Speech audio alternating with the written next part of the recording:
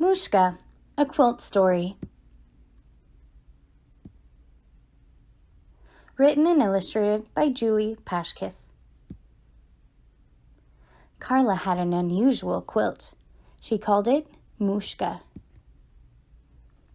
Mooshka kept her warm on cold nights and had a nice toasty smell. Its colors and patterns made her room bright and cheery, even on the rainiest of days.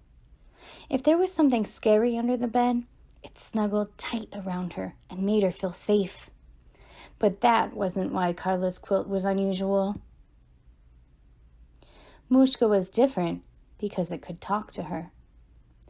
At bedtime, Mooshka always said, "Sweet dreams." First thing in the morning, Mooshka might say, "Pancakes." Karla's grandmother had made the quilt from scraps of old fabric that she called schnitz. As she sewed pieces together, she told Karla stories.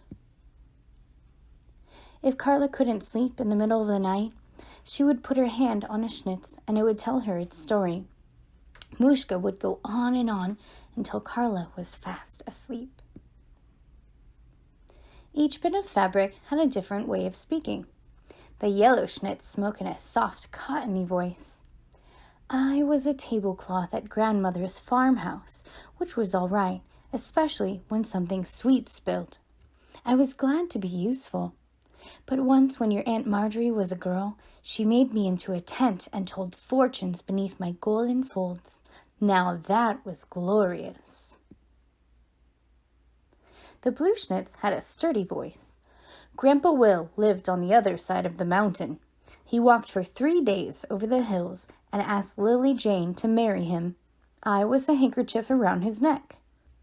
When he reached the apple orchard, he went right up to her and said, "I'm yours, now or never." And he wiped his brow with me and didn't leave until she said yes. The red schnitz spoke in a cheery tone. "When your mother was just your age, she thought she could fly. She made me into a cape and jumped out of a cherry tree. Such fun! I fluttered and flapped in the wind. She broke her toe, but that wasn't my fault." Karla loved listening to the stories. Sometimes she would talk about something the quilt had told her, and her mother would say, "Now, how did you know that?" One day, a little white crib was moved into Karla's room. Hannah was in the crib. That night, Mooshka didn't say a word, not even sweet dreams. Karla could think of many words. Unfair, stinky, my room. But Mooshka was silent. Night after night, Karla would put her hand on a schnitz, hoping for a story, but Mooshka kept quiet. Karla tried to start the stories. "Do you remember when you were the curtains in Dad's old sailboat?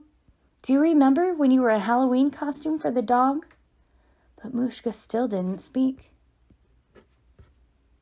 Once, in the middle of the night, Hannah started to cry. She cried and cried. Karla squeezed her eyes shut and put her hands over her ears, but she could still hear Hannah crying. Karla got out of bed. She picked up her quilt and carried it to the crib. She puffed Mooshka in the air and let it float gently down on Hannah. "Sister," said Mooshka. Hannah stopped crying and began to sniffle. Karla put her hand on the green schnitz and whispered, "This is from the pajamas that I wore when I was little, almost as small as you. When I was a baby, I would stand in this crib and crow like a rooster every morning." Hannah was quiet, and Mooshka was quiet, and Karla went on and on. The end.